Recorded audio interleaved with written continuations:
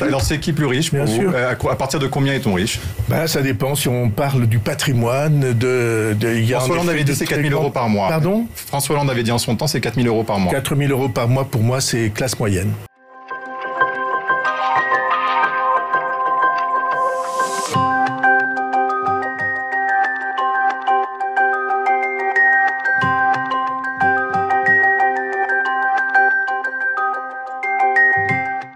Le journaliste m'a rappelé, en me questionnant, la déclaration de François Hollande qui avait dit qu'on était riche à partir de 4 000 euros de revenus en France.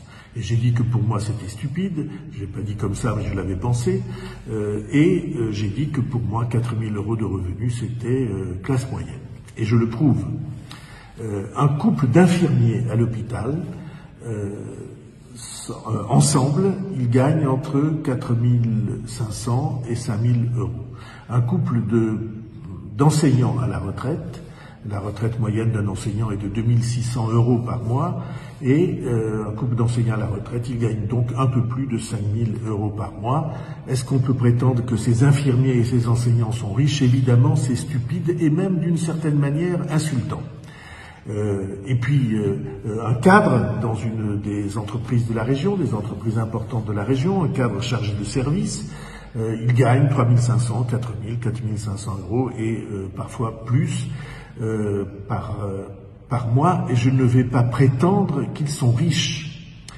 Parce que derrière le mot riche, il y a une accusation de privilège qu'on connaît bien dans notre pays. Il s'agit de stigmatiser, de cibler et au fond de dire que c'est eux qui doivent payer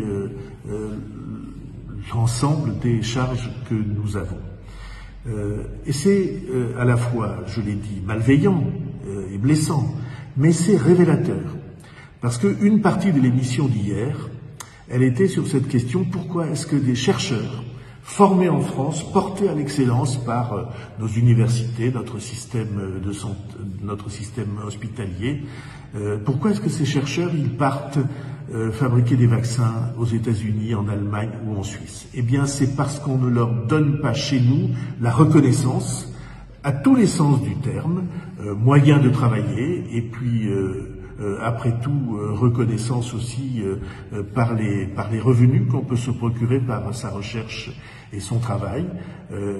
C'est pour cette raison qu'ils partent.